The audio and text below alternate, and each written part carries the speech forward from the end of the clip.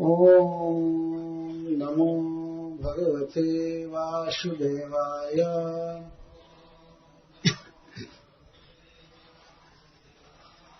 ओम नमो भगवते वासुदेवाय।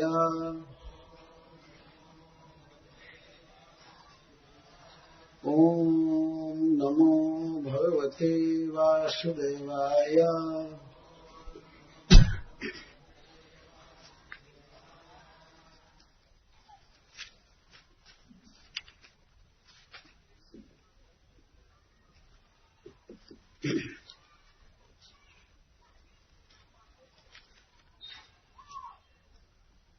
एक साथ पहले जो किए गए श्लोक हैं उसको पूरा करके तब आरती करेंगे। 17वें श्लोक से 15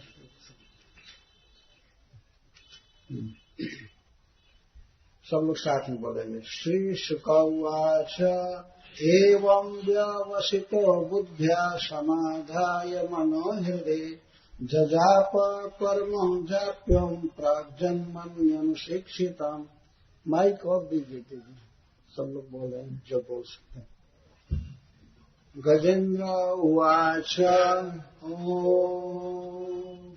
नमो भगवते तस्मै जतयेतच्चिदात्मकम् पुरुषायादिबीजाय परेशाय विधीमहि यस्मिन्निदं जतश्चेदं येनेदं य इदं स्वयं यस्मात् परस्माच्च परस्तं प्रपद्ये स्वयं भुवम्।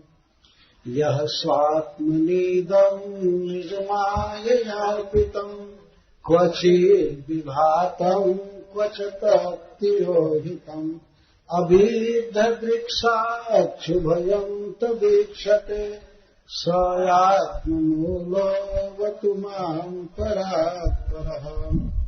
कालेन पञ्चत्वमितेष्कृतश्नस लोकेषु पालेषु च सर्वहेतुषु तमस्तदासीत् गहनं गभीरम् यस्तस्य पारेऽभिविराजते विभुः।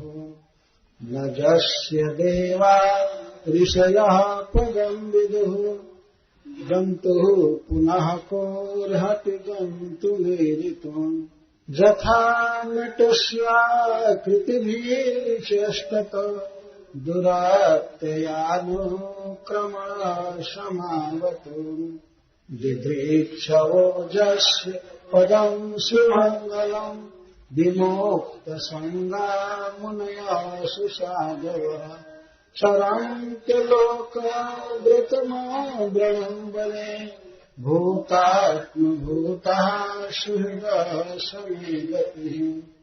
न विद्यते च जन्म कर्म वा न नामरूपे गुणदोष एव वा तथापि लोकाप्यसम्भवाय यः स्वमाययातान्यनुकालमृच्छति।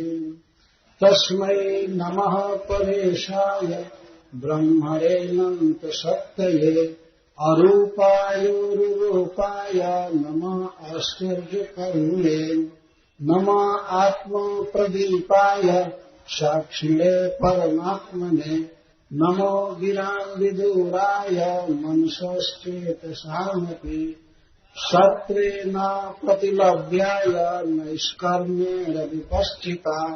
नमः कैवल्यनाथाय निर्वाणसुखसंनिधे नमः शान्ताय घोराय मूढाय गुणधर्मिणे निर्विशेषाय साम्याय नमो ज्ञानघनाय च।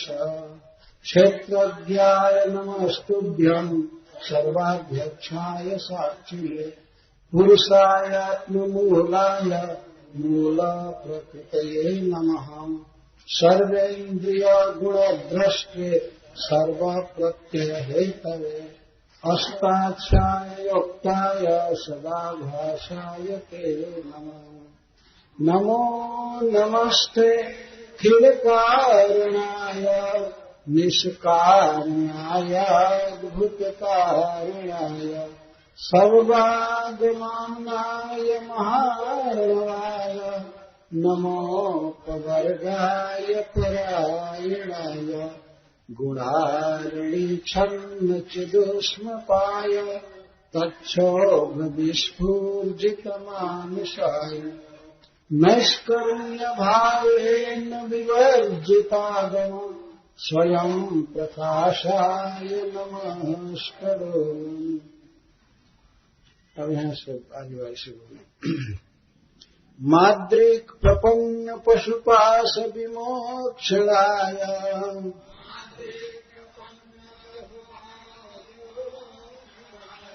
मुक्ताय भूरि करुणाय नमो लयाय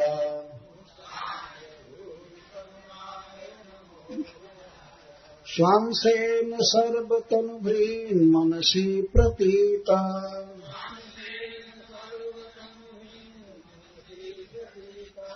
प्रत्यग्दृशे भगवते बृहते नमस्ते।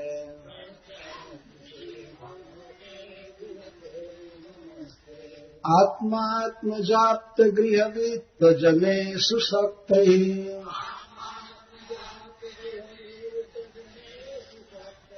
दुष्प्रापणाय गुणसंग विवर्जिताय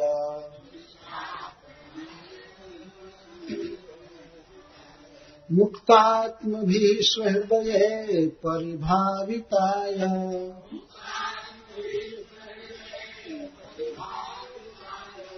ज्ञानात्मने भगवते नमः ईश्वराय।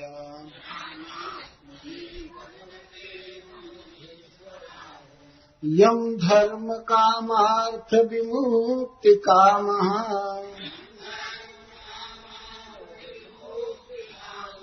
भजन्त इष्टां गतिमाप्नुवन्ति किन्तु आशिशोरात्यपि देहमव्ययम् करोतु मे दहृदयो विमोक्षणम्। एकान्तिनो जस्य न कञ्चनार्थम्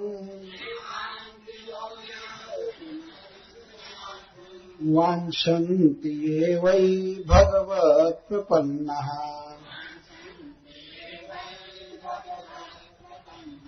अत्यद्भुतं तच्चरितं सुमङ्गलम् गायन्त्यानन्दसमुद्रमग्नः तमक्षरं ब्रह्म परं परेषाम् अव्यक्तमाध्यात्मिक योग गम्यम् अतीन्द्रियं सूक्ष्ममिवाति दूरम् अनन्तमाद्यं परिपूर्णमीडे।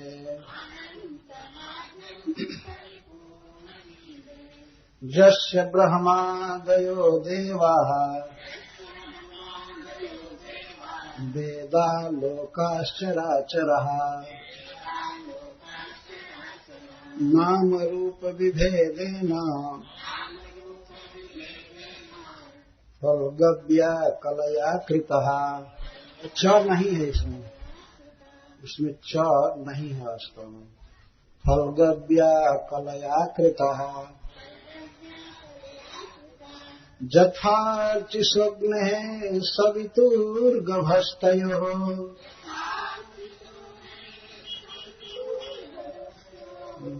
निर्यान्ति संयान्तशक्रेश्वरोचिषः।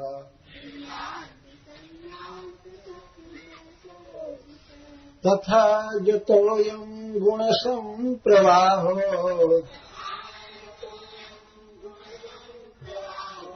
बुद्धिर्मनः खानि शरीरसर्गः।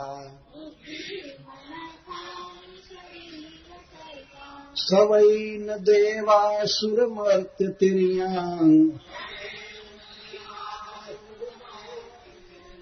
न स्त्री न षण्डो न पुमान् न जन्तुः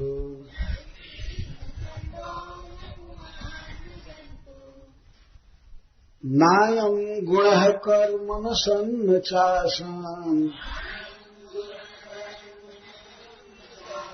निषेधशेषो जयतादशेषः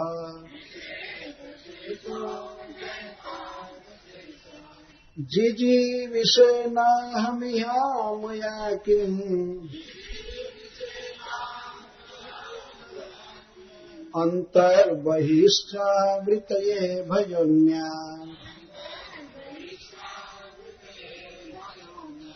इच्छामि कालेन न जस्य विप्लवः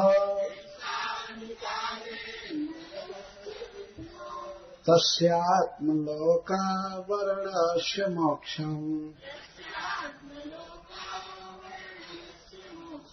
सोऽहं विश्वसृजं विश्वम् अविश्वं विश्ववेदसाम् विश्वात्मानमजं ब्रह्म प्रणतोऽस्मि परं पदम्।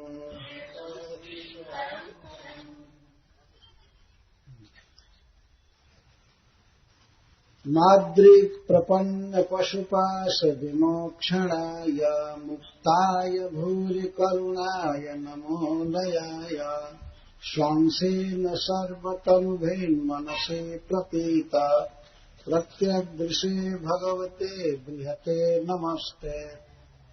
माद्रिक् मद्विधः च असौ प्रपन्न पशु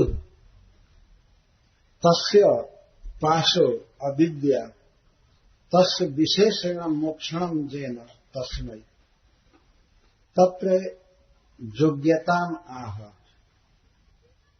मुक्ताय मोचने हेतु भूरि करुणा जस्य अतः तस्यार्थे अलयाय अनलसाय करुणायां विषय न विद्यते लय स्वाप आलस्यम जस्य तस्मै स्वांसेन अंतर्जामी रूपेण सर्वेषां तनुभृतां मनसि प्रतीता प्रख्याता प्रत्येक दृक् तस्मै यथा च श्रुति यह आत्मनि तिष्ठन् आत्मानम् अंतरो यमयति इति भगवते तनुभृतां नियमने समर्थाय मनः स्थितत्वे अपि बृहते अपरिच्छिन्नाय। तो श्री गजेंद्र आगे भगवान से कहते हैं कि मेरे जैसे संकट में पड़े हुए और आपकी शरण लेने वाले पशु का आप बंधन काट देते हैं। केवल अपने लिए ही नहीं कह रहे, मद विधा माद्रिक कहते मद विधा मेरे जैसे शरणागत पशु के अविवेकी के पास को अविद्या के बंधन को आप विशेष रूप से छीन कर देते हैं, मुक्त कर देते हैं उससे। वैसे प्रकट ही गजेंद्र जी पशु हैं, परंतु वास्तव में पशु शब्द से यहां तात्पर्य है अविवेकी ज्ञानहीन। भगवान शिव को पशुपति कहा जाता है। केवल एक बैल रखे हैं तो पशुपति कैसे कहे जाते हैं? और पशुपति वास्तव में श्री कृष्ण हैं, पशुओं का पालन करते हैं। लेकिन भगवान शिव को पशुपति इसलिए कहा जाता है कि सभी जीवों के ईश्वर हैं। पशु नाम जीवा नाम पति पालक पशुपति, सभी जीवों का पालन करते हैं, इसलिए उनको पशुपति कहते हैं। तो पशु का अर्थ है जिसमें कोई विवेक न हो, कोई ज्ञान नहीं, समझ नहीं, कुछ नहीं। तो इस संसार में मनुष्यों की हालत ये सभी जीवों की, देवताओं की भी पशु जैसी है वास्तव। वे कहते हैं मेरे जैसा प्रपन्न पशु मेरे जैसा कोई पशु, ये दिनहीन व्यक्ति आपकी शरण लेता है तो आप उसके अविद्या का पाश काट देते हैं। ऐसे प्रभु को मैं नमस्कार करता हूं। माद्रिक प्रपन्न पशुपाश विमोक्षणाय, विशेष रूप से उसका मोक्षण करते हैं। मोक्ष का मतलब होता है पाश को खोल देना, इसको मोक्ष का। पशुपाश, जीव की अविद्या क्या? अविद्या का मतलब है अज्ञान, भगवान का ज्ञान न होना, यही है अविद्या।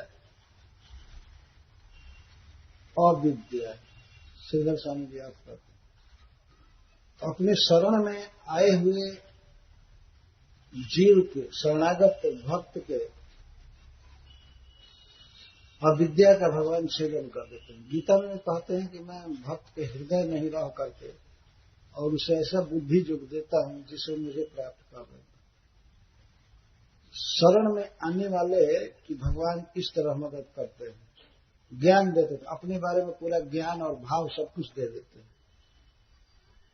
इसको गजेंद्र जी याद कर रहे हैं। भगवान का गुण है प्रपन्न पशुपाश विमोक्षणाय, माद्रिक प्रपन्न पशुपाश विमोक्षणाय। जो कैसे वे समस्त जीवों का, शरणागतों का पास छेदन करते हैं, बंधन काट देते हैं। क्या उनमें योग्यता है? तो योग्यता को बता रहे हैं। मुक्ताय, आप स्वयं मुक्त हैं, नित्य मुक्त हैं। अतः जो व्यक्ति मुक्त है, जिसका हाथ पैर बंधा नहीं है, वही दूसरे का बंधन खोल सकता है ना।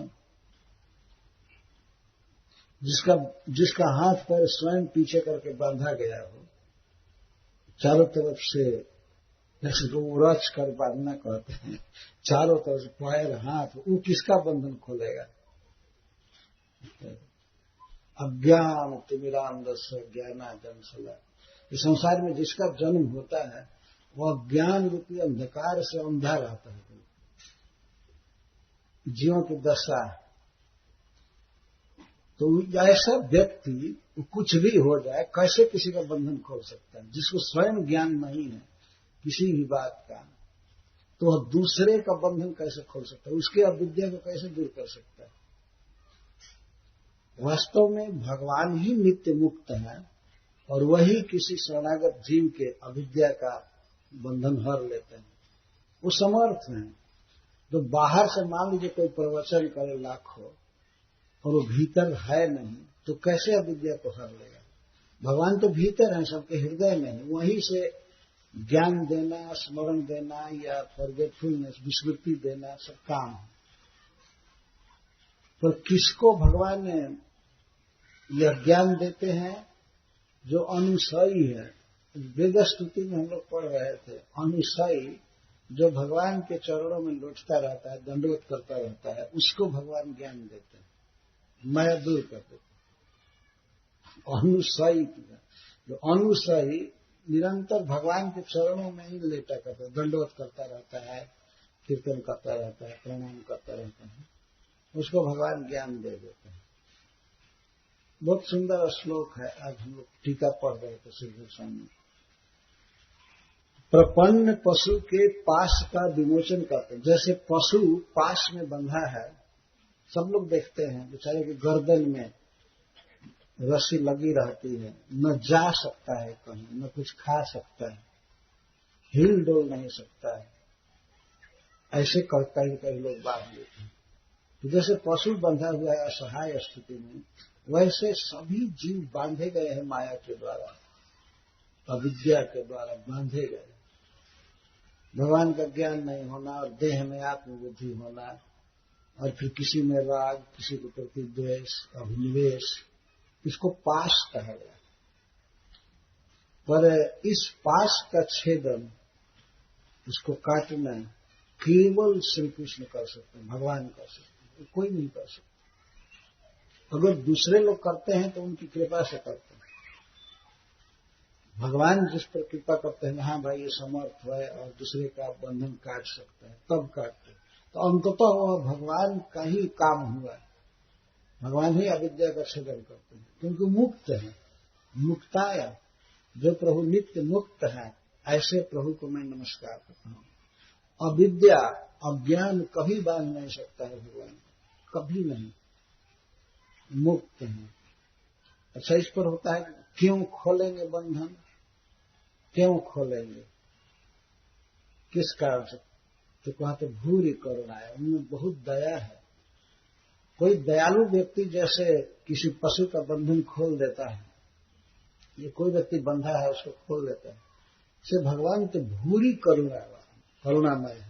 भूरी माने बहुत अधिक करुणा, दया, दूसरे के दुख को दूर करने का जो भाव है उसको करुणा कहते हैं। भगवान का स्वभाव है करुणा बस, दया बस, सभी जीवों के शरणागत के बंधन को काट देते। जिस व्यक्ति में दया नहीं होगी वो क्या दूसरे का बंधन काटेगा?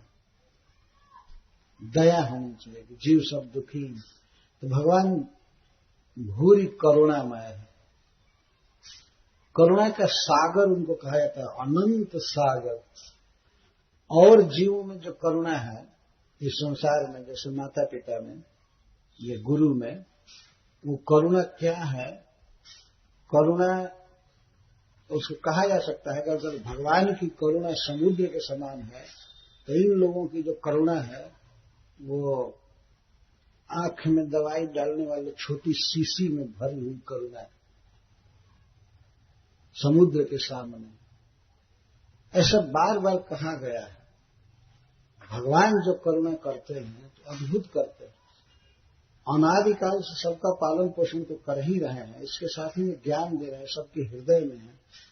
कभी भगवान उबे नहीं कि इस जीव के हृदय को छोड़ करके भाग जाऊंगे, ध्यान नहीं दे रहा है। भले भगवान का कोई भजन करे या न करे, लेकिन भगवान सबको भोजन दे रहे हैं और सबके हृदय में अवस्थित हैं। क्यों अवस्थित हैं? स्मृति, ज्ञान और अपोहनम, विस्मृति देने के लिए अवस्थित। कितनी कृपा है। यदि मान लीजिए कोई पिता किसी पुत्र के पीछे हो, कुछ काल में यदि पुत्र सयाना हो जाए, उसकी बात न सुने पिता की, अंत में पिता उदासीन हो जाएगा, कहेगा हटो इसको कहां तक समझाएंगे।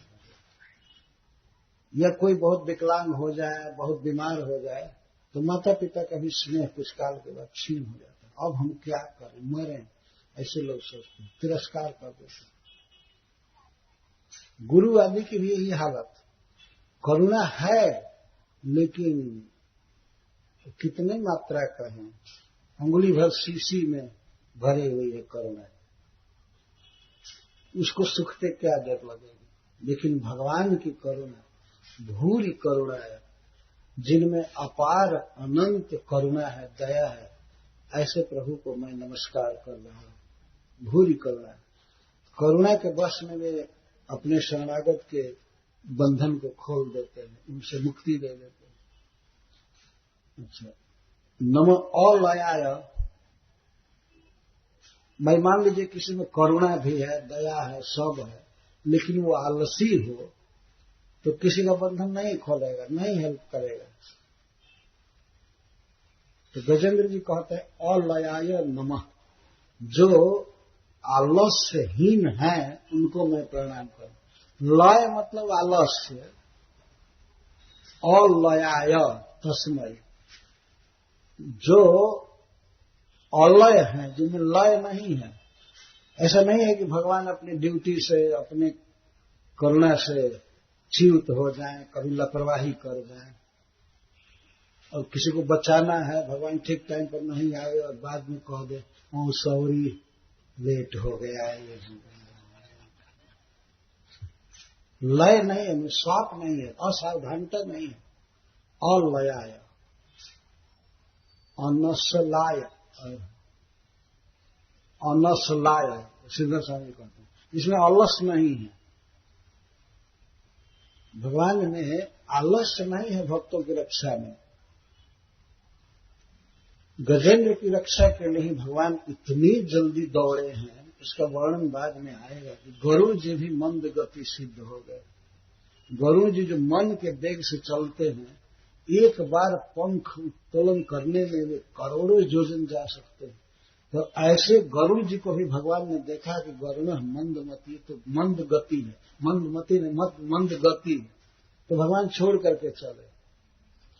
कभी आलस्य नहीं है। ऐसा कोई देश, ऐसा कोई काल या पात्र समय नहीं है जिसके बारे में भगवान न जानते हैं, और अपने शरणागत के, अपने भक्तों की रक्षा में कभी आलस्य नहीं करते, कभी आलस्य नहीं करते। ऐसे प्रभु को मैं नमस्कार कर रहा हूं। मान लीजिए अभी होता है जो व्यक्ति मुक्त है, करुणा भी है और आलसी नहीं है, आखिर उसको ज्ञान होगा तब न कि ये भक्त संकट में है। जब ज्ञान होगा तब न बचाएगा। तब गजेंद्र जी कहते हैं, सांसेन सर्व तनुभीर मनसी प्रतीत प्रत्येक दृश्य तस्मयी। अपने अंश से, स्व अंशे न, श्री भगवान अपने एक अंश से सर्व तनु भीतर, मनसी, समस्त शरीरधारियों के भीतर, सर्वेशम तनु भीता मनसी प्रतीत, विख्यात जो प्रत्येक दृक है, दृष्टि है, वो है भगवान। ऐसे प्रभु को मैं नमस्कार करता हूं। सबके हृदय में परमात्मा के रूप में श्री कृष्ण रह रहे हैं। सर्व तनु भृन मनसी प्रतीत, ये प्रख्यात बात है, सब जगह सभी जानते हैं कि भीतर बैठ करके, भीतर कोई अंडरस्टैंडिंग है जीव को, वहां से सब कुछ समझता है। इसको प्रत्येक दृक कहते हैं। प्रत्येक का अर्थ होता है अंतः में अस्थित, और प्रत्यक्ष का अर्थ होता है बाहर में अस्थित। तो प्रत्येक सबके हृदय में रह करके और सबको अंतर्दृष्टि देते रहते हैं भगवान, स्मरण आदि देते रहते हैं। तो जो समस्त प्राणियों के हृदय में विद्यमान है और सबको स्मरण देता है, सब कुछ देता है, विस्मरण देता है, ज्ञान देता है, उसका ज्ञान स्वयं भूल जाएगा। जब सब जगह सबको ज्ञान की सप्लाई कर रहा है, तो वह प्रभु कितना ज्ञानमय है, ज्ञान घन है और सब कुछ जानता है। अतः ये नहीं कहा जा सकता कि भगवान शरणागत के दुख को समझेंगे तब न दूर करेंगे। समझेंगे क्यों नहीं, तो पहले से ही सबके हृदय में है, तो सर्वज्ञ। अच्छा, लेकिन दुख दूर करेंगे, कोई भी व्यक्ति दुख दूर करेगा, किसी का शक्ति होगी तब ना। स्मरण चाहिए, शक्ति चाहिए, तो कहते हैं भगवते, ये भगवान है, समस्त ऐश्वर्यों के स्वामी, समस्त शक्ति, बल, क्रिया आदि के आधार, उनमें अनंत शक्ति है किसी की रक्षा करने में, जीवों के नियमन में, पालन में ये समर्थ है। ऐसे प्रभु को मैं नमस्कार करता हूं। लेकिन एक प्रश्न यहाँ उठता है कि जब भगवान सबके हृदय में है, सबके मन में है, तब तो परिच्छिन्न हो गए, छोटा हो गए, तब कहते बृहते नमः। सबके मन में होते हुए भी जो ब्रह्म है, बृहत है, बहुत बड़े हैं, अपरिच्छिन्न है, ऐसे प्रभु को मैं नमस्कार करता हूं। सबके मन में है तो ऐसे नहीं समझ लेना चाहिए कि अब दूसरी जगह नहीं है, परिच्छिन्न हो गए, उनकी सीमा हो गई, सर्वत्र है, बृहद वस्तु है। बृहद वस्तु को ही ब्रह्म कहते हैं। ऐसे परब्रह्म है, श्री भगवान को मैं नमस्कार कर रहा हूं। इसके साथ ही सब गजेंद्र यह कह रहे हैं कि भगवान सबके मन में है, सबके हृदय में है, फिर भी जो लोग आत्मा में, आत्मज में और आप अपने संबंधी में गृह बीत जनेसु आसक्त हैं, उनके द्वारा वे प्राप्त नहीं हो सकते हैं। सबके हृदय में है, फिर भी जो लोग इन चीजों में आसक्त है, देहादि में आसक्त है, वे नहीं प्राप्त कर सकते।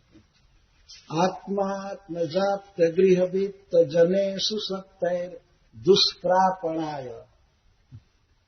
आत्मा का अर्थ देह। जो लोग देह में आसक्त हैं, शक्ति और देह से उत्पन्न में, आत्मज में, देह में और देह से उत्पन्न हुए बेटा में, तो संतान में, आत्मा में, देह में और आत्मज में, और आप मतलब जो प्राप्त हुए हैं और संसारिक संबंधी जो भी हैं, उसको समझ लेना चाहिए। अथवा स्त्री आदि इसमें आ जाए आप। गृह है, गृह शब्द से तो स्त्री होता ही है, न गृहम गृहमित्य और गृहिणी गृह उच्चते। तो जो लोग देह में, पुत्र आदि में, स्त्री में और धन में और जन में, अपने परिवार के लोगों में या अपने किसी भी सामाजिक लोगों में सक्त या आसक्त हैं, ऐसे लोगों के द्वारा भगवान दुष्प्रापणाय, दुष्प्राप्य हैं सबके हृदय में, लेकिन मिलेंगे नहीं उनको जो लोग इन लोगों में आसक्त। आप देह में सबसे मूल जो आसक्ति का केंद्र वो है देह। देह के बाद स्त्री है, स्त्री के बाद ही आत्मा जाएगा। आत्मा से जो जन्म लिया है, तो वास्तव में आत्मा से जन्म लेता है, लेकिन वो पत्नी से जन्म लेता है, तो अपने आप एक कह दिया गया है, सब समझ लेना चाहिए। आप्त का अर्थ होता है प्राप्त, जो प्राप्त है। प्राप्त में माता पिता आदि भी हैं। कभी कभी लोग बिना मतलब के भी कभी कभी माता पिता की सेवा का बहाना करके आसक्त होते। ऐसे आजकल ऐसे लोग बहुत मिलना कठिन है। तो स्त्री, देह, बेटा आदि में ही बस आसक्ति रह गई। तो थोड़ी जो आसक्ति ब्रोड होनी चाहिए वो कम हो गई। लेकिन जो भी इनमें आसक्त हैं, जनेशु शब्द से सबको ले लिया गया है। जनों में, घर में, धन में, पुत्र में और देह में, इनमें जो आसक्त है उनके द्वारा श्री कृष्ण दुष्प्रापणाय, प्राप्तुम अशक्याय, जिनको प्राप्त करना अशक्य है, कठिन है बिल्कुल मिले हुए, फिर भी अब उधर भगवान की तरफ दृष्टि ही नहीं है। वाइफ में दृष्टि है, बेटा में है, धन में, घर में, तो कैसे भगवान को पाएंगे? हृदय में रहते हुए भी दुर्लभ। क्यों दुर्लभ है? क्योंकि गुण संग विवर्जिता है। भगवान गुणों के आसक्ति से परे हैं, गुणों से कोई इनका संपर्क नहीं। गुण मतलब प्राकृत पदार्थ। प्राकृत पदार्थ जैसे पंच महाभूत और शब्द, रूप, रस, गंध, ये सब जो प्राकृत हैं, भगवान प्रकृति के पदार्थों से परे हैं, गुण से परे हैं। गुण जैसे निर्गुण कहा जाता है उनको, तो निर्गुण का मतलब है प्राकृत संबंध शून्य, प्रकृति से संबंध नहीं। तो जब दूसरे लोग गुण में आसक्त हैं, क्योंकि देह गुणमय है और पत्नी गुण है, बेटा गुण है और इस स्वजन, घर, धन गुण है और वे हैं गुणों से परे। तो जो गुणों के चक्कर में फंसा है वो निर्गुण को कैसे समझ सकता है? गुणों से परे। भगवान गुण संग विवर्जिता है। अतः कौन लोग भगवान की भावना करते हैं? जो मुक्तात्मा हैं। मुक्तात्मा भी स्वहृदय परिभाविता है। जो मुक्त हैं वे अपने हृदय में भगवान की निरंतर भावना करते, चिंतन करते रहते। किससे मुक्त हैं? देहादि की आसक्ति से जो मुक्त है, इनको मुक्तात्मा कहा जा रहा है। जिनका मन, आत्मा माने मन, मुक्त है। कैसे? किससे? देह से, देह की आसक्ति से, पुत्र की आसक्ति से, पत्नी की आसक्ति से, धन, घर आदि की आसक्ति से जिनका मन मुक्त है, वे लोग निरंतर श्री कृष्ण का चिंतन करते रहते हैं। उनका ध्यान भगवान पर नहीं रहता। ये मुक्तात्मा का। तो जो इन सबसे मुक्त है वे लोग निरंतर ही जिनका ध्यान करते रहते, परिभावित है, परिभावित, परितः भावना करते हैं। श्री कृष्ण की लीलाओं की याद करते हैं, उनकी मुस्कान देखते हैं, चरण कमल देखते हैं, लीलाओं का चिंतन करते हैं, गोवर्धन धारण की लीला सोचते रहते हैं। जब भी विचार करते केवल कृष्ण के विषय में, भगवान के विषय में, इसको परिभावना कहते हैं। इसी को कृष्ण भावना कहा जाता है। मुक्तात्मा भी स्वहृदय परिभाविता है। और जो बद्धात्मा है, बद्धात्मा मतलब जो देह में, पुत्र आदि में बद्ध हैं, वे दिन रात बस ही पुत्र, परिवार आदि के विषय में परिभाविता है, परिभावना करते रहो। तो इनके सोचने से कुछ होगा नहीं, फिर भी सोचते ही रहते हैं, सोचते ही रहते हैं। तो भगवान की भावना, भगवान की भक्ति कौन लोग करते हैं? जो मुक्तात्मा है, मुक्तात्मा। ऐसे प्रभु को मैं नमस्कार कर रहा हूं। भक्तों के द्वारा परिभावित भगवान का स्वरूप क्या है, कैसा है, तो उसको कहते हैं ज्ञानात्मा है, ज्ञानात्मा। ज्ञान ही चिन्मय, चिन्मय का चित्त ही जिसका स्वरूप है, जो भगवान वास्तव में चिन्मय है, ज्ञानात्मा। ज्ञानात्मने भगवते नमः ईश्वराय सर्वसमर्थ। और यहां भगवान का अर्थ है परम सुंदर। सुंदरता भी एक भाव है, ऐश्वर्य। क्यों भक्त लोग भगवान की भावना करते हैं? इतना सुंदर है कि उनको देखे बिना वो रह ही नहीं सकते।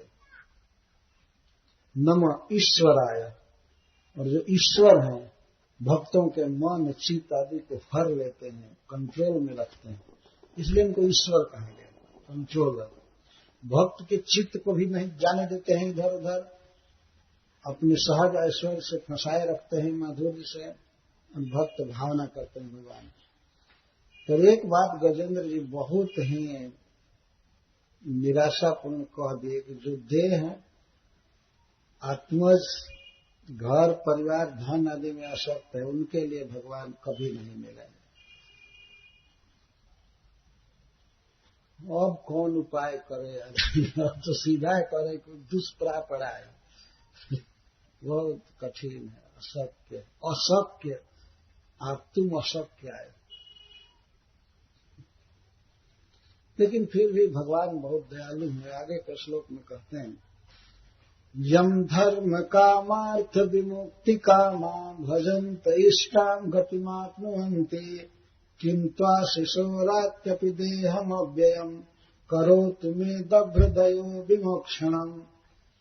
अनेक प्रकार के भक्त जन अनेक प्रकार की कामना से जिनका भजन करके और अपनी अभीप्सित गति को पा जाते, अपनी कामना पूरी कर लेते हैं, बल्कि वे जो कामना करते हैं उससे भी बहुत अधिक भगवान अनेक आशीर्वाद देते हैं, भोग देते हैं। भोग संसार का सुख देते हैं, आशीष का अर्थ सुख, सुख देते हैं सब प्रकार के, जिसकी कल्पना भी भक्त नहीं करता है वो भी भगवान देते हैं। यहां तक कि देहम अव्ययम, अविनाशी देह, पार्षद देह भी दे देते हैं। ऐसे करुणा में भगवान की मैं शरण ले रहा हूं, उनको प्रणाम कर रहा हूं। भगवान थोड़े से भजन से भी बहुत प्रसन्न हो जाते हैं। देखिए इस तरह से कहना है, यम जिनको, श्री विष्णु को धर्म कामार्थ विमुक्ति कामा, चार प्रकार के काम अर्थ हैं, पुरुषार्थ। एक को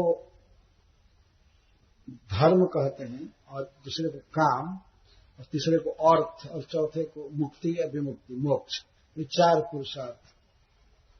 कोई कोई भक्त फंसे हैं अपने परिवार में, देह में आसक्ति है, फिर भी आसक्त रहते हुए भी यदि वे कृष्ण को प्रणाम करते हैं, उनका जप करते हैं, कथा सुनते हैं, उसको भजन करते हैं। भजन तो धर्म काम अर्थ विमुक्ति कामा जम भजन पर, भजन करके इष्टम गतिम आपनुवन्ति, इष्टा गति प्राप्त करते। इष्टा गति का अर्थ है कामितम फलम। अगर धर्म चाहते हैं, स्वर्ग आदि चाहते हैं तो स्वर्ग मिलता है। अर्थ चाहते हैं इस पृथ्वी पर धन या रसातल की संपत्ति और कहीं का भी वैभव, वो भी देते हैं भगवान। और काम यथेष्ट, जितने स्टैंडर्ड का भक्त भोग चाहता है सब कुछ देते हैं। भगवान के लीला में देखा गया है कि किसी किसी भक्त को स्त्री भी दिए हैं अगर उसको कामना है तो। जैसे करदम जी को भगवान ने कहा ठीक है परसों आपका विवाह हो जाएगा, उन्होंने दिया। और इसे बहुत कामना की पूर्ति करते हैं। संसार का के जिस भोग की कोई कर्मी कल्पना नहीं कर सकता है, कोई योगी सोच नहीं सकता, वह भोग भगवान अपने भक्तों को देते हैं। स्वर्ग में भी जो रिजर्व स्थान है जहां देवता लोग नहीं जा सकते, वहां भी भक्त जाता है। ये भागवत में सब वर्णन न देते हैं। कामना है और मुक्ति की कामना। विमुक्ति का अर्थ पार्षदत्व प्राप्ति का हुआ। किसी किसी को वैकुंठ जाने की कामना होती है, किसी को स्वर्ग जाने की कामना होती है, किसी को इस पृथ्वी पर ही बहुत धन चाहिए, जैसे ध्रुव महाराज चाहते थे, और बहुत बहुत चीज चाहिए। तो भगवान देते हैं। जो भक्त को इच्छा होती है, जो देह आदि में आसक्त है, फिर भी भगवान को यदि प्रणाम कर रहा है, भजन कर रहा है, तो भगवान उसको देते हैं। इष्टम गतिम आपनुवंत, वे प्राप्त करते हैं भगवान से। किंतु आशीष रात्यपि देहमव्य, इतना ही नहीं कि जो भक्त कामना करता है भगवान उतने ही दे करके संतुष्ट हो जाए, नहीं, ये बहुत से सुख देते हैं। आशीष राति, भगवान बहुत सुख देते हैं, लौकिक अलौकिक सारा सुख देते हैं। और यहां तक कि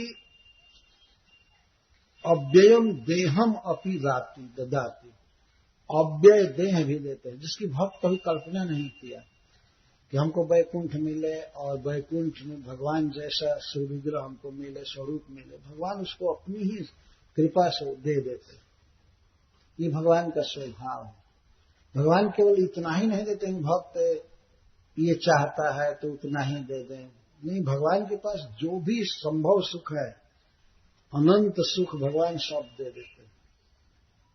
कि कामना किसको होगी? जिसको आसक्ति है उसी को कामना होगी ना। तो आसक्त चित्त वाले के लिए भी भगवान भजनीय हैं, इसमें कोई अपवाद नहीं है। कभी कभी लोग प्रचार करते हैं तो कहते हैं शुद्ध भक्ति करो, शुद्ध भक्ति करो। क्या शुद्ध भक्ति खाक करेगा? हजारों कामनाएं भरी पड़ी हैं हृदय में। शुद्ध भक्ति का क्या? शुद्ध भक्ति का मतलब यही है कि वो विष्णु का जप करे, प्रणाम करे, उनकी लीला कहे, सुने, यही है भजन। भगवान से संपर्क जोड़े। भगवान पर जिम्मेवारी है, वो स्वयं ही भक्त का हित करेंगे, स्वयं हित करेंगे जो उसके लिए जरूरी। जैसे ध्रुव महाराज इसकी कल्पना नहीं किए थे कि हमको वैकुंठ मिलेगा, पिता पितामह से बड़ा धन मिले हमको, इसके लिए भजन किए। लेकिन भगवान जब देने लगे तो अपने स्टैंडर्ड से देते हैं। उन्होंने कहा कि तुम्हारे भाई की मृत्यु हो जाएगी। जिस भाई के कारण वो आए थे वन में, वो राजा बनने वाला था, उसको गोद में खेला रहे थे महाराज उत्तानपाद। लेकिन भगवान ने कहा कि वो तुम्हारा सौतेला भाई मर जाएगा, उसे यक्ष लोग मार देंगे, और पिता उत्तानपाद तुमको राज देंगे और 36,000 वर्ष तक पृथ्वी पर राज्य करोगे। इसके बाद तुम उस राज्य को त्याग करके विशाला में बद्रिकाश्रम में जाओगे, और इसके बाद मेरा धाम तुमको मिलेगा। भगवान के पार्षद स्वयं आए ध्रुव महाराज को ले जाने के लिए, विमान लेकर के आए थे। चले, उसको कभी वो नहीं सोचे थे, लेकिन भगवान इतने उदार हैं, इतने दयालु हैं कि वो अपने गति से सोचते हैं तो देना है। तो इस तरह से उन्होंने दिया, अव्यय देह दिया। वह देह ही चिन्मय हो गया। उसी श्री विग्रह से, पार्षद देह से ध्रुव महाराज वैकुंठ गए, ध्रुव लोक गए। तो इस तरह से भगवान देते हैं, उनका उदार स्वभाव है। किसी भी तरह से भजन करना चाहिए। यम धर्म कामार्थ विमुक्ति कामा भजन्त इष्टाम गतिमाप्नुवन्ति किम त्वा शिशोरात्यपि देहमव्ययम् करोतु मे दभ्रदयो विमोक्षणम्। अदभ्रदय, अनल्प दया, जिनमें बहुत अधिक दया है, तो अदभ्रदय का। दभ्र का अर्थ होता है थोड़ा, और अदभ्र मतलब अनंत अनंत दया भगवान में। इसलिए देने लगते हैं। भक्त के पास अब साधन नहीं रहता है कि वो ले। जैसे हमारे यहाँ एक कहावत कहते हैं कि 4 भुजा वाला देगा तो 2 भुजा वाला कहाँ संभालेगा, कहाँ रखेगा। 4 भुजा से जब देना चालू करते हैं तो कम से कम ये 2 भुजा तो कम ही पड़ेगा ना जीव का, और 2 भुजा भी है तो उसमें भी बहुत कम शक्ति रहती है। और अनंत बलशाली भगवान देने लगते हैं, बहुत देते हैं। भगवान जब देते हैं, ये लोक में भी प्रसिद्ध है कि देते हैं तो छप्पर फाड़ करके देते हैं। दरवाजे से नहीं घुसा सकते तो छप्पर फाड़ करके देने लगते हैं, इतना देते हैं। ये उनका स्वभाव है। तो अनंत अनंत धन है भगवान के पास, वो कभी क्षय होने वाला नहीं है, नित्य है। भगवान का ऐश्वर्य इस तरह से कहा जाता है, और उनकी अदभ्य दया। तो गजेंद्र जी प्रार्थना कर रहे हैं कि भगवान सब कुछ दे देते हैं, ये दे देते हैं, वो देते हैं, लेकिन मैं केवलम ग्राहक विमोक्षणम, या विमोक्षणम शब्द दे रहे हैं, ग्राहक नहीं दे रहे। मैं तो केवल विमोक्षण मांग रहा हूं, न तो अधिकम प्रार्थ है, मैं अधिक नहीं मांग रहा हूं। मैं केवल यही चाहता हूं कि मैं अज्ञान से छूट जाऊं, मैं मुक्त हो जाऊं। मुक्त होने का मतलब वही है कि मैं भगवान के धाम में चला जाऊं, लेकिन हमको छुड़ाया जाए इस अविद्या से, कर्म बंधन से छुड़ाया जाए। मैं अधिक नहीं मांग रहा। यदि भगवान बहुत देते हैं, लेकिन फिर भी गजेंद्र जी कहते हैं मैं अधिक नहीं मांग रहा, मैं करो तुम्हें तब दय विमोक्षण, मेरा विमोक्ष कर दे। हमको अविद्या से, मैं जो अपने स्वरूप को नहीं समझ पा रहा हूं, उस अज्ञान का पर्दा हटा लें, बस इतना ही वो चाहते हैं। यह भी मैं चाह रहा हूं इसलिए कि मैं भक्ति सुख से अनभिज्ञ, श्रीधर स्वामी जी टीका के उपक्रम में कहते हैं, यह भी मैं इसलिए मांग रहा हूं कि हे प्रभु, मैं भक्ति सुख को नहीं जानता। भक्ति में कितना सुख है, इसकी अज्ञता के कारण मैं आपसे मांग रहा हूं कि मुझे मुक्त कीजिए।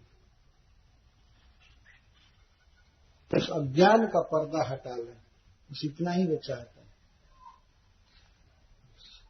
यह भी मैं चाह रहा हूं इसलिए कि मैं भक्ति सुख से अनभिज्ञ, श्रीधर स्वामी जी टीका के उपक्रम में कहते हैं, यह भी मैं इसलिए मांग रहा हूं कि हे प्रभु, मैं भक्ति सुख को नहीं जानता।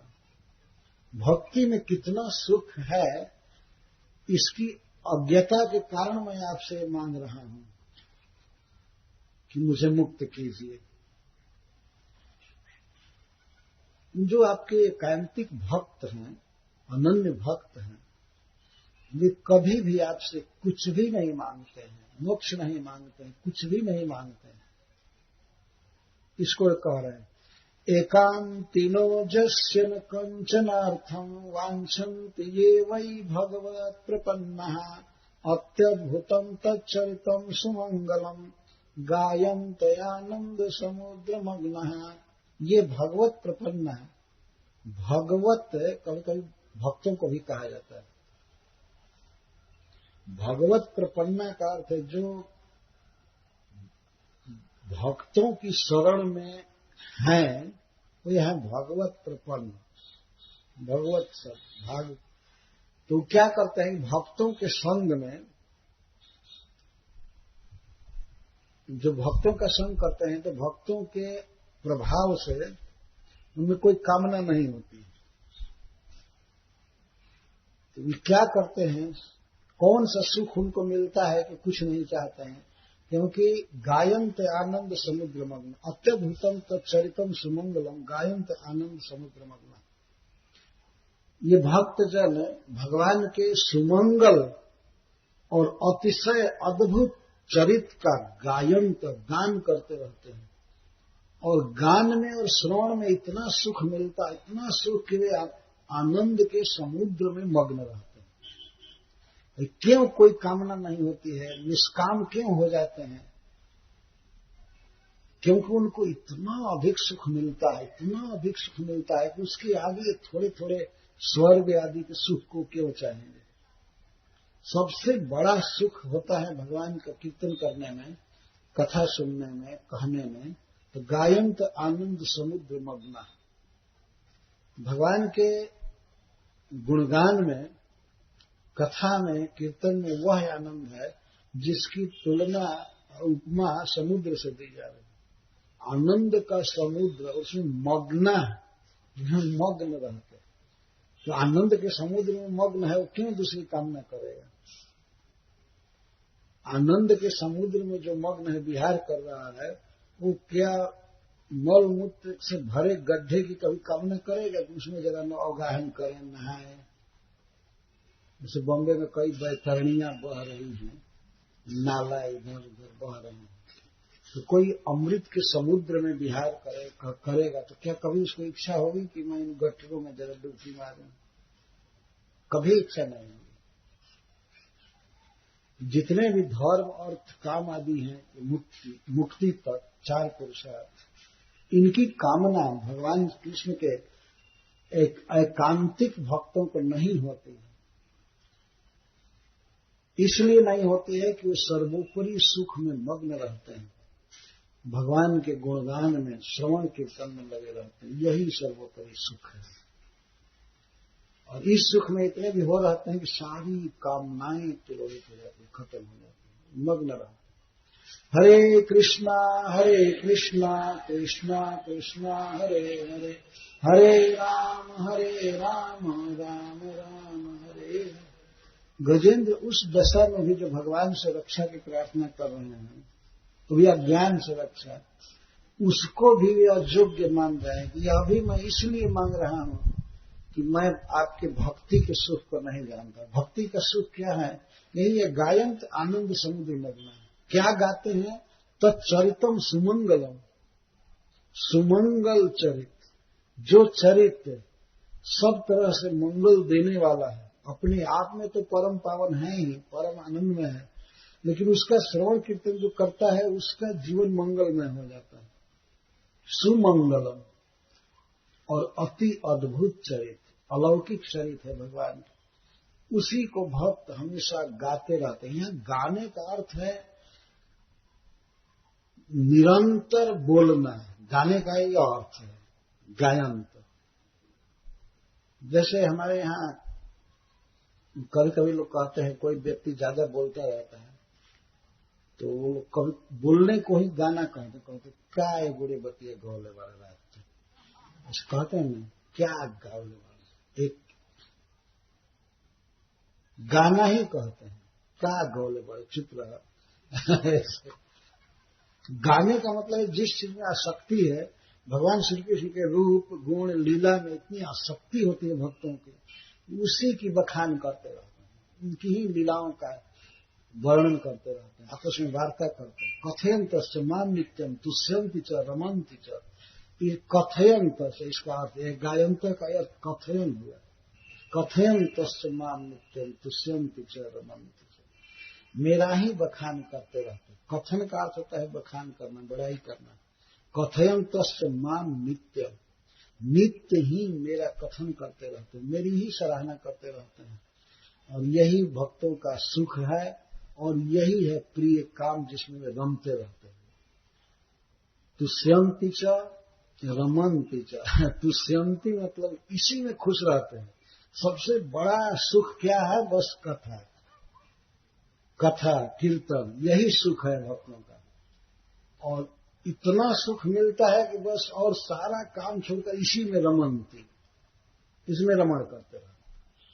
रमण का अर्थ है जिसमें आनंद से आदमी लगा रहे बिना किसी के अनुशासन से, बल्कि दूसरा छुड़ावे फिर भी न छोड़े, उसको रमण कहते हैं। जैसे बच्चों को खेलने से मना करते हैं, लेकिन बच्चे खेलने में इतना आसक्त होते हैं कि खेलते ही रहते हैं, तो इसको रमण कहते हैं। रमु क्रीड़ायाम, क्रीड़ा में रमु शब्द का प्रयोग है, रमण करते हैं। भक्तों का क्या रमण है?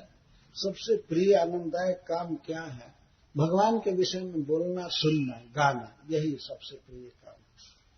हरे कृष्णा कृष्णा कृष्णा हरे हरे, हरे राम राम राम हरे हरे। तो मैं इसलिए मुक्ति की कामना कर रहा हूं कि मैं भक्ति सुख से अनभिज्ञ। वास्तविकता यह नहीं है कि गजेंद्र जी भक्ति सुख से अनभिज्ञ हैं, ये स्वयं ही गान कर रहे हैं भगवान के गुणों का, लेकिन दैन्य बस इस तरह से कह रहे हैं। पर उन भक्तों के समाज की कल्पना कीजिए जहां वे जुट करके भगवान श्री कृष्ण के गुणों का बखान करें, गान करें, श्रवण करें, और उनको जो सुख मिलता है वो सुख ही सर्वोपरि है। इसीलिए उनको कोई और कामना नहीं होती। इसका अन्वय आगे के श्लोक से है। ऐसे प्रभु की मैं स्तुति कर रहा हूं। तमाक्षरम ब्रह्म परम परेशम अव्यक्तमाध्यात्मिक योग गम्यम अतीन्द्रियम सूक्ष्म निवाति दूरम अनंत माध्यम परिपूर्ण मीडे। ऐसे प्रभु की मैं स्तुति कर रहा हूं। अक्षरम, श्री भगवान है अक्षर है, अविनाशी है। अक्षरम का अर्थ अविनाश। जो प्रभु अविनाशी है, इस संसार में देवता या मनुष्य दैत्य सभी क्षर हैं। भगवान तो गीता में कहते हैं कि मैं क्षर से भी अतीत हूं और अक्षर से भी अतीत हूं। अतोस्मिन् लोके वेदे च प्रथितः पुरुषोत्तम जस्मात् क्षरादतीतो हम अक्षरादपि चोत्तम अतोस्मिन् लोके वेदे च प्रथितः पुरुषोत्तम। लोक में भी सब जगह विदित बात है कि श्री कृष्ण पुरुषोत्तम है, सब जगह, और वेद में तो लिखा ही है सब जगह। अतोस्मिन् लोके वेदे च प्रथितः पुरुषोत्तम, मैं सबसे श्रेष्ठ पुरुष हूं सभी विषय में। परम सुंदर, परम ऐश्वर्यवान, परम करुण, सब कुछ सब में, इसीलिए उनको पुरुषोत्तम कहते हैं। भगवान जगन्नाथ जी को पुरुषोत्तम कहा जाता है। पुरुषोत्तम क्षेत्रवासी, पुरुष अपने ही क्षेत्र के वासी हैं। पुरुषोत्तम श्री क्षेत्र को, जगन्नाथपुरी को कहा जाता है पुरुषोत्तम क्षेत्र, मतलब पुरुषोत्तम का खेत, पुरुषोत्तम क्षेत्र। अक्षर, आप अक्षर अविनाशी से श्रेष्ठ पुरुष हो सभी विषय में। परम सुंदर, परम ऐश्वर्यवान, परम करुण, सब कुछ सब में, इसीलिए उनको पुरुषोत्तम कहते हैं। भगवान जगन्नाथ जी को पुरुषोत्तम कहा जाता है। पुरुषोत्तम क्षेत्रवासी, पुरुष अपने ही क्षेत्र के वासी हैं। पुरुषोत्तम श्री क्षेत्र को, जगन्नाथपुरी को कहा जाता है पुरुषोत्तम क्षेत्र, मतलब पुरुषोत्तम का खेत, पुरुषोत्तम क्षेत्र। अक्षर, आप अक्षर अविनाशी हैं। जो भी श्री कृष्ण का है, भगवान का है, वो अनादिकाल से है और अनंत काल तक रहेगा। कोई उसमें विकृति, विनाश, परिवर्तन नहीं। अक्षर ब्रह्म, और ये ब्रह्म है अप्राकृत। ब्रह्म का अर्थ होता है शब्द अप्राकृत, प्रकृति से पार, परम, परम ब्रह्म, सुप्रीम ब्रह्म। परेशम, सर्वेश्वर, परमेश्वर, समस्त शक्तियों से युक्त हैं। हे प्रभु, आप समस्त शक्तियों से युक्त हैं, आप परब्रह्म हैं, आप अविनाशी हैं, और आध्यात्मिक योग गम्य। अध्यात्म योग भक्ति को कहा जाता है। अध्यात्म योग के द्वारा, भक्ति के द्वारा आप गम्य हैं, आपको प्राप्त किया जाता है। और जो योग हैं वे आध्यात्मिक योग नहीं है। आत्मा, अधिकार होता है अधिकार पूर्वक, और आत्मा माने जीवात्मा। जो योग जीव से संबंधित है, जीव को इस प्रकृति के धरातल से हटा करके, उठा करके और भगवान से जोड़ता है, आत्मा को भगवान से जोड़ता है, भगवान का भक्त बनाता है, उस योग को आध्यात्मिक योग कहा गया है। और ये जो योगा फोगा जो सुन रहे हैं, ये सब देह योग है, ये आध्यात्मिक नहीं है। भाथी जैसा सांस लो, चाहे आसन करो, जो भी ठीक है शरीर रखने के लिए, वैसा किया जाता है। हाथ को मोड़ना, पैर को मोड़ना, नाना प्रकार के आसन आदि, इससे केवल देह तक कुछ ठीक हो सकता है। आत्मा का इससे कोई संबंध नहीं है। आत्मा का तो वास्तविक योग क्या है? हरे कृष्णा कृष्णा कृष्णा हरे हरे, हरे राम राम राम हरे हरे। ये है आत्मा का योग, जो भगवान से जोड़ता है। चेतो दर्पण मार्जनम भव महादावाग्नि निर्वापन। और ये योगा ज्ञान योग या हठ योग, आजकल जो योग सीखते हैं, सिखाते हैं कई योगी लोग, ये हठ योग सिखाते हैं। जो हठ योग का संबंध कुछ भी आत्मा से और भगवान से नहीं है। तो ठीक है, देह से है, देह को ठीक रखने के लिए किया जा सकता है, परंतु देह में और आत्मा में बहुत अंतर है ना। तो आध्यात्मिक योग के द्वारा भगवान गम्य है, प्राप्त है। अतीन्द्रियों सूक्ष्म इवाति दूरम, वे इंद्रियों से परे हैं, इंद्रियां उन्हें नहीं पकड़ सकती क्योंकि सूक्ष्म है, अति छोटा है। सूक्ष्म वो अति दूरम, हृदय में रहते हुए भी वे अति दूर है। जो इंद्रियों के धरातल पर है, इंद्रियों के विषयों में लगे रहते हैं, उनके लिए भगवान बहुत दूर है। अति दूरम ईव, ऐसा लगता है कि भगवान करोड़ों करोड़ों करोड़ों कोस दूर है ना। जबकि भगवान हृदय में, लेकिन लगता है कि उनको पाना कठिन है, बहुत दूर है। अनंतम, जो अनंत है, सबके आदि हैं, आद्यम, और सब तरह से परिपूर्ण है, ऐसे प्रभु की ईडे स्तौमी इति उत्तर, उसका इस श्लोक से पहले वाले का अन्वय। परिपूर्णम ईडे, जो भगवान सब तरह से परिपूर्ण है, उनकी मैं स्तुति कर रहा हूं, मैं उनका गुणगान कर रहा हूं, उनको प्रसन्न करने की चेष्टा कर रहा हूं। अब आगे गजेंद्र जी कहते हैं, जस्य ब्रह्मादयो देवा वेदा लोकाश्चराचरः नाम रूप विभेदे न फलगव्या कलया कृतः। तो जो गजेंद्र इस तरह से पुकार रहे थे, भगवान का कोई खास नाम नहीं बोल रहे थे, गुण बोल रहे थे, तो कभी कभी श्री ब्रह्मा जी को, भगवान शिव को और इंद्र को इच्छा होती थी कि चले बचा दे इनको, गजेंद्र को बचा दे, क्योंकि किसी किसी माने में वो भी अर्थ हैं इनके स्तुति के, इन सब वाक्यों के। सभी वाक्य के नहीं, सभी परिपूर्ण नहीं है, लेकिन कुछ कुछ गुण मिलता जुलता है ब्रह्मा जी से, भगवान शिव से। तो लोग सोचते थे कि अच्छा हमको लगता है पुकार रहे हैं, कोई कोई भ्रम होता था। तो इंद्र भगवान और शिव जी और ब्रह्मा जी सोचते थे कि चलें कुछ मदद करें, गजेंद्र को छुड़ा दें। तब तक बीच में गजेंद्र जी बोलते हैं, ब्रह्मा आदि देवता और वेद और चर अचर जितने जीव हैं, भगवान के कला से, फल्गु कला से, तुच्छ अंश से जन्म लिए हैं, वे प्रभु हमारी रक्षा करें। तो ये लोग तो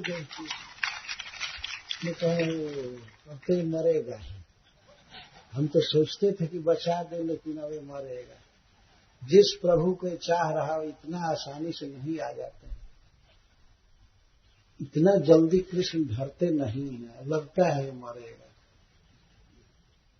1000 वर्ष तो ऐसे बीता था, और अब ये ऐसे पुरुष को चाह रहा है, वो बहुत कष्ट से तब प्रकट होते हैं, रिझते हैं। जोगी लोग कई जन्मों तक तपस्या करते हैं, तब भगवान प्रकट होते हैं। चक्रवर्ती पाद जी बड़े विनोद में करते हैं कि इंद्र अभी सोच रहे, हम तो सोचे कि बचा दे, लेकिन तब मरोगे, इतना जल्दी भगवान आ जाएंगे। और ये लोग तो निकट से तमाशा देख रहे थे, ऊपर आकाश में अपने अपने विमान से वो लोग तमाशा देख रहे थे। गजेंद्र जब बीच में कहते हैं कि ब्रह्मा आदि देवता जिनके एक फल्गु कला से जन्म लिए कृता, वे प्रभु हमारी रक्षा करें, तो ब्रह्मा छांट दिए गए, फिर शिव जी, इंद्र आदि सारे देवता, फिर अन्य मनुष्य आदि की तो बात ही क्या है, देवता आदि। जस ब्रह्मादेव देवा, ब्रह्मादेव देवा जस से फलगव्या कलया कृता, फल्गु कला से, फल्गु माने छोटा, बहुत तुच्छ। गयज में फल्गु नदी है, ये बहुत कम पानी रहता है, फल्गु नदी कहते हैं। फल्गु नदी इसीलिए नाम पड़ा है, इसमें पानी बहुत कम रहता है, बालू को उठाएंगे तब जाकर नीचे पानी है। फल्गु धारावत कहते भी है उसको, किसी किसी साधन। फल्गु कला, भगवान की सबसे तुच्छ कला से ब्रह्मा जी बने हैं, जन्म लिए, और सारे देवता, यहाँ तक वेद सभी, और चर अचर सभी लोग। नाम रूप में भेद है, नाम रूप विभेद है ना, नाम भले अलग अलग है, रूप है, आकार है, सब है, लेकिन भगवान के अत्यंत तुच्छ कला से लोग उत्पन्न हुए हैं। ऐसे प्रभु हमारी रक्षा करें। हमारी रक्षा के लिए आविर्भवत, वे प्रकट हों। तो सारे देवता तमाशा देखने लगे और कोई नहीं आए, जबकि उनका ये धर्म था। ठीक है, वो भगवान परम पुरुष की शरण ले रहे हैं, आखिर भक्त हुए ना, तुम लोग भक्त हो तो आकर के बचाना चाहिए। जब कहेंगे कि आप ही भगवान हैं, हमको बचाइए, तब बचाओगे। तो जरा सोचिए, कई कई ऐसे लोग संसार में हैं जिनको भगवान कहा जाता है तब वो खुश होते हैं, जबकि यह उनकी निंदा हुई है। वास्तव में निंदा है कि देवता लोग कोई बचाने के लिए नहीं आए। तो किस तरह से देवता, मनुष्य, पशु, पक्षी, या सभी जीवों का देह, इंद्रियां, ये सब उत्पन्न होते हैं, किस तरह से भगवान के द्वारा जन्म लेते हैं, इसका वर्णन आगे के श्लोक में कर रहे हैं।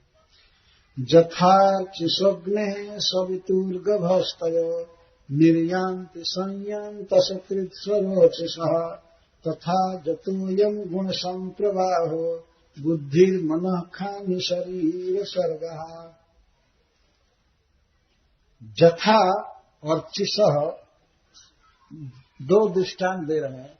ये जितने भी शरीर हैं किसी के भी, और जो भी भूमि, जल, अग्नि, वायु है, जितने शरीर हैं, और बुद्धि, मन, इंद्रियां, करण, शरीर सर्गा, जो गुण प्रवाह का गुण संप्रवाह, सारा जगत भगवान से निकला है, भगवान से निकलता है और भगवान में ही समा जाता है।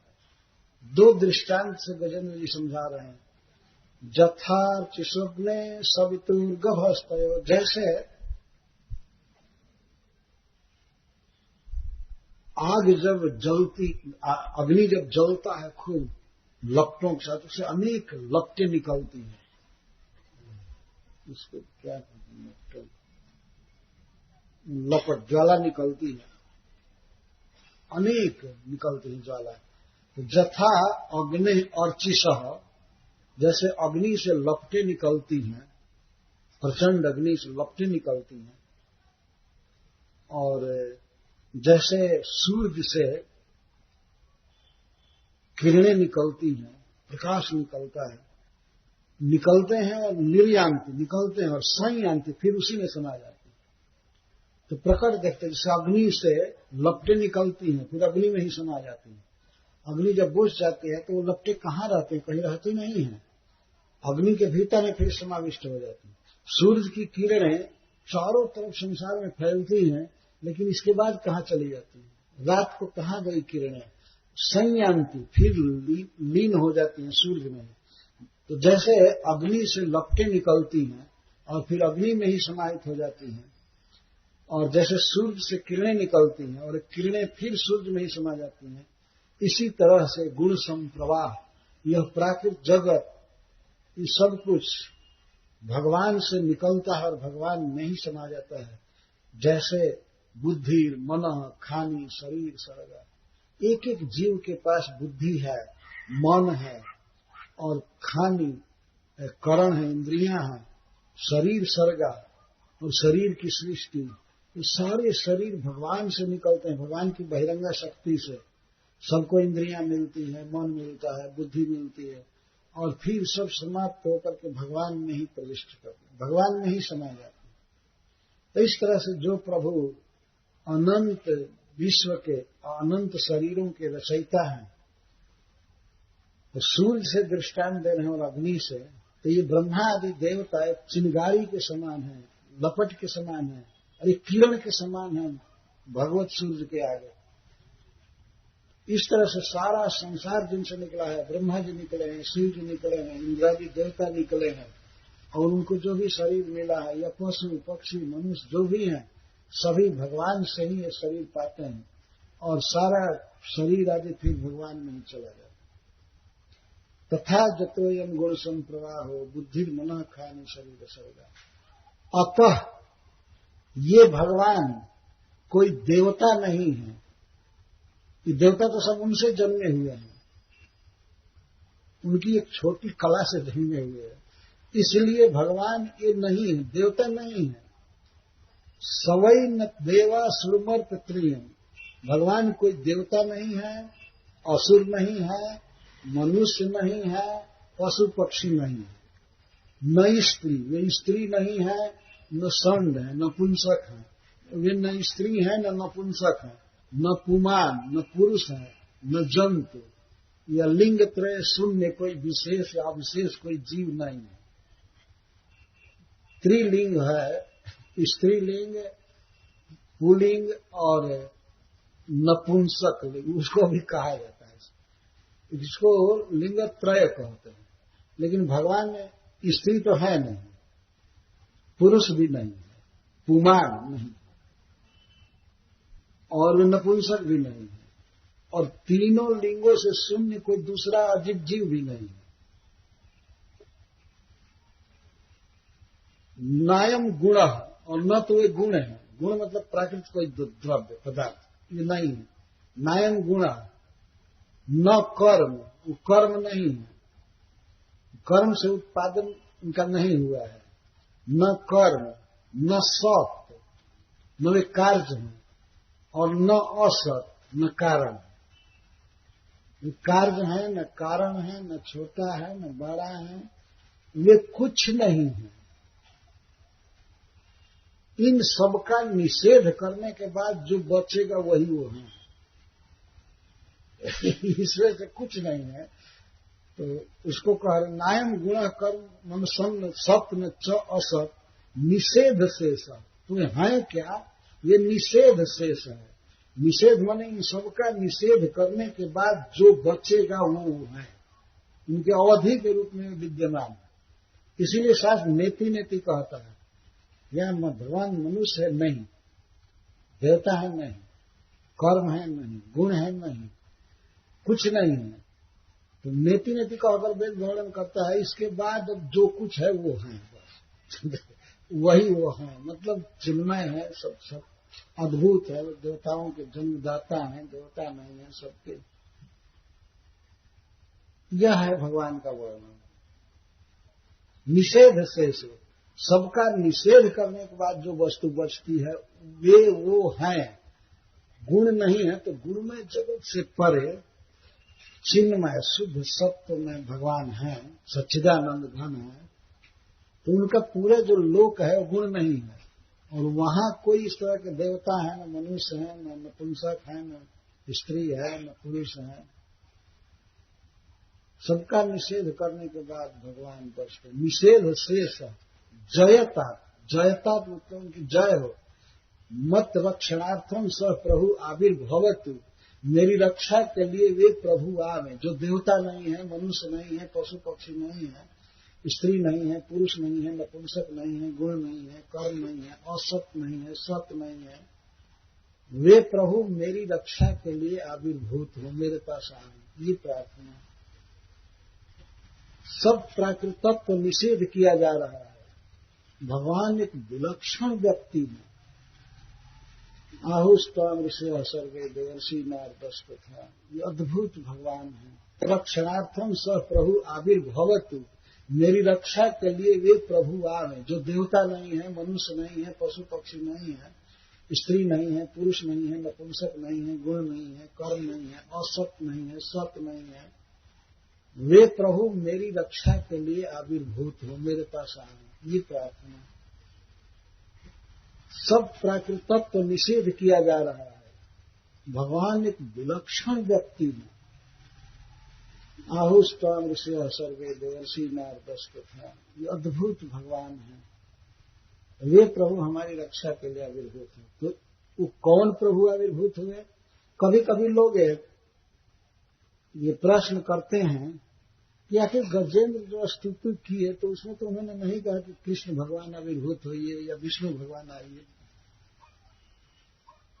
तो ये कैसे स्तुति का अर्थ कहा जाएगा कि भगवान विष्णु को पुकार रहे हैं?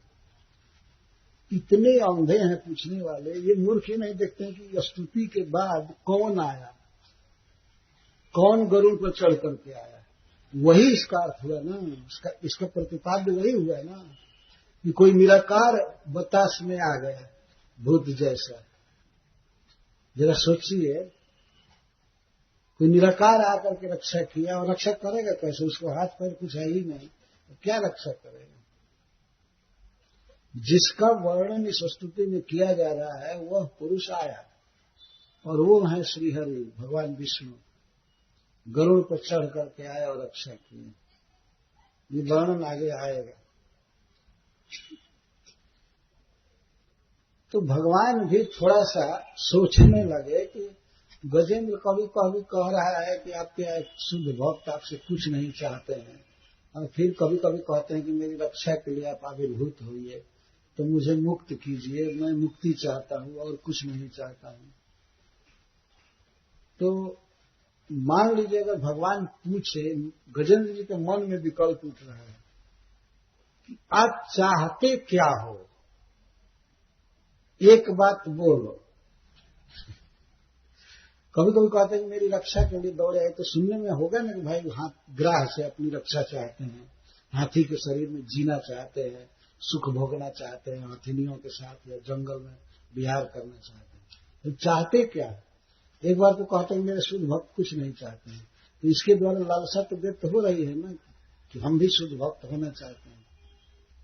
तब एक स्पष्ट बोलते हैं, जिजी विषे न हमिहा मुया किम अंतर्बहिश्चावृतये भजन्या इच्छामि काले न जस्य विप्लवः तस्यात्मलोका वर्णस्य मोक्षम। तब गजेंद्र जी कहते हैं, न चो ग्राहात शरीरस्य मोक्षणेन अहम जीवितुम इच्छामि। अहम न जिजीविषे, मैं जीना नहीं चाहता हूं। जीना नहीं चाहते हैं ऐसे कहते हैं कि मैं जीना नहीं चाहता हूं। जीने का मतलब है कि ग्राह से गज शरीर को मुक्त करके इस गज शरीर में, हाथी के शरीर में मैं जीना नहीं चाहता हूं। जीजी विषय मैंने जीना चाहता हूं, न नहीं, अहम मैं जीना नहीं चाहता हूं इस हाथी के शरीर में। यह हस्ती शरीर है, मैं जीना नहीं चाहता हूं। अमुये किम, इस हाथी शरीर से हमारा क्या प्रयोजन, इसे क्या हमको लाभ है? ये बाहर और भीतर सब ओर से अज्ञान से घिरा हुआ शरीर है। शरीर बड़ा है, लेकिन इस शरीर में क्या विशेषता है? कुछ भी नहीं है।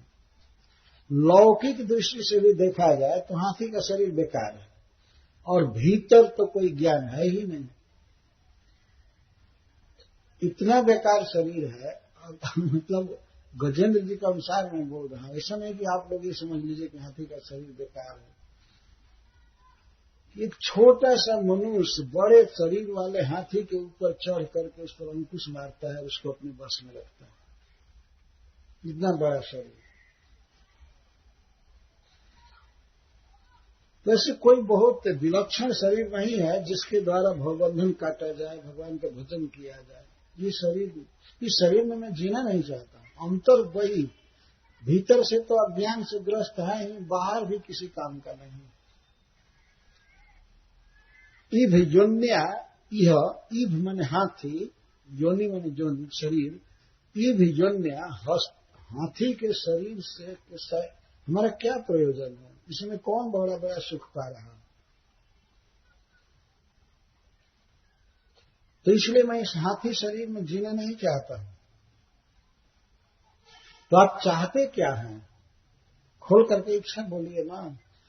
यदि मान लीजिए भगवान को हैं तो हृदय में भी हैं, आप चाहते क्या हैं? तब कहते हैं, इच्छा में काले न जस विप्लव तस्यात्मलोका वर्ण से मोक्षम। मैं चाहता हूं आत्मलोक का वर्ण से मोक्षम। आत्मलोक, आत्मा माने जीव, या आप श्री भगवान के दर्शन में, लोक माने, लोक मतलब दर्शन, देखना, आलोक कहते हैं। तो भोजपुरी में कहते हैं लौकता है, तो ये लोक शब्द को ही ऐसे बोलते हैं। जो आपको देखने में, अपने स्वरूप को देखने में आवरण है, अज्ञान है, उसका मैं मोक्ष चाहता हूं, उसको खत्म कीजिए, मैं ये चाहता हूं। इस अज्ञान का नाश काले न विप्लव। कितना भी समय बीते बिना आपकी कृपा के, बिना आपके भजन के, इस अज्ञान का नाश नहीं होता है। इसलिए अज्ञान का नाश कीजिए हमारा। हम अपना स्वरूप चाहते हैं, हम आपके नित्य दास हैं, हम अपने स्वरूप में होकर के आपकी सेवा करना चाहते हैं, हमारी ये इच्छा है। इसलिए आत्मा के आलोक को, दर्शन को जो रोक रहा है, आवरण है, उसको खत्म कीजिए। अथवा आत्मलोकावरणस्य मोक्षम। आत्मलोक मतलब आपका जो लोक है, श्री वैकुंठ, वैकुंठ की प्राप्ति में जो आवरण है, मतलब मेरी जो अयोग्यता है, उस अयोग्यता को हर लीजिए, मुझे अपने धाम में प्रवेश दीजिए, मैं आपकी सेवा करना चाहता हूं। मैं इस जीवन में, इस संसार में, इस हाथी के शरीर में नहीं जीना चाहता हूं। मैं चाहता हूं आपके धाम में जाना, आपकी सेवा करना चाहता हूं, मैं ये सुख चाहता हूं। तो श्रीधर स्वामी जी दोनों अर्थ कर रहे हैं कि मेरे अज्ञान को नष्ट कीजिए। न च ग्राहक शरीर से मोक्षणेन अहम जीवितो इच्छामि तत्र हेतु अमुया अंतर्बहि च अविवेक व्याप्तया गज जात्या किम प्रयोजनम। आत्मलोकस्य आत्म प्रकाशस्य जद आवरणम अज्ञानम तस्सैव तु मोक्षम इच्छामि जस्य मोक्षस्य काले नाशो नास्ति। ये अर्थ कर रहे हैं, जिस मोक्ष का काल के द्वारा नाश नहीं होता है, काले न नाशो नास्ति। जदवा देह बंध से बंधो देह नाशे नशे देव किम तन मोक्ष प्रार्थना। गजेंद्र जी यह कह रहे हैं कि देह जब नष्ट होगा तो देह का बंधन अपने आप नष्ट हो जाएगा, हाथी का शरीर चला जाएगा, तो जाने ही वाला है हाथी का शरीर, तो हाथी के शरीर चला जाएगा, देह का बंधन खत्म हो जाएगा।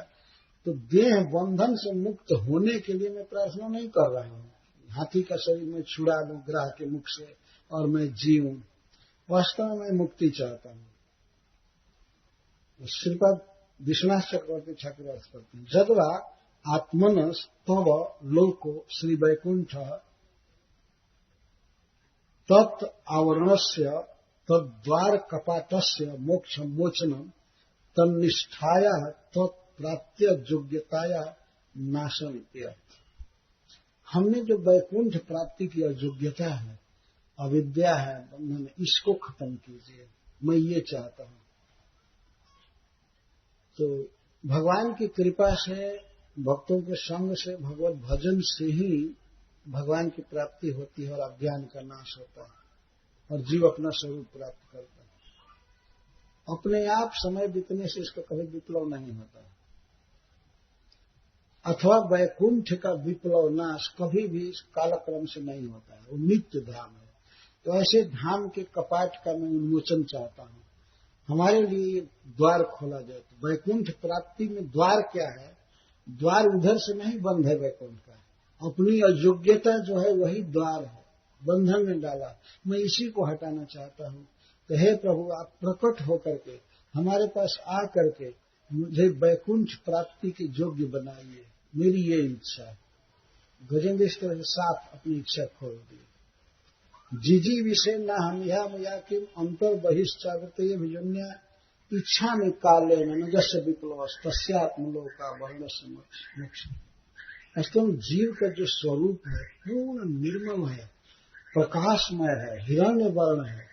भगवान का जो नित्य सेवक है के रूप में स्वरूप है, परंतु इस तरह से अविद्या बांधी है, अज्ञान बांधा है। जीव अपने को और भगवान को, दोनों के संबंध को नहीं समझ रहा है। भगवान से प्रार्थना है कि आप हमको अपने स्वरूप का दान दीजिए, हमको हमारे स्वरूप में कीजिए, यही मैं चाहता हूं। सोहम विश्वसृजम विश्वम अविश्वम विश्ववेदसम विश्वात्मानमजं ब्रह्म प्रणतोस्मि परम पदम। हे प्रभु, मैं केवल आपको प्रणाम करने की योग्यता रखता हूं, आपको जानने की शक्ति मुझमें नहीं है। मैं आपको प्रणाम कर रहा हूं। सह अहम, वह मैं मुमुक्षु, मैं मुमुक्षु हूं। मैं माया बंधन से छूटना चाहता हूं। मैं आपको प्रणाम कर रहा हूं। विश्व सृजन, आप विश्व के रचयिता हैं, विश्व की सृष्टि करने वाले हैं। यहां तक कि विश्वम, आप ही विश्व स्वरूप हैं। अविश्वम, और इसके साथ ही साथ आप विश्व से व्यतिरिक्त हैं। विश्व वेदसम, विश्व को आप जानते हैं, अथवा वेद का अर्थ होता है धन, उपकरण। यह विश्व आपका खिलौना है, उपकरण है, यह आपका धन है। विश्वात्मानम, आप विश्व के आत्मा हैं, विश्व के घट घट में व्याप्त हैं। आप अजन्मा हैं, ब्रह्म हैं। प्रणतः अस्मिन् ते परम पद, मैं आपके परम पद को या चरण कमल को नमस्कार कर रहा हूं, चरण पंकज को नमस्कार कर रहा हूं। मैं आपको नमस्कार कर रहा हूं। केवलम न तु जानामि त्वमिति, हे प्रभु मैं केवल प्रणाम कर सकता हूं आपको, जानता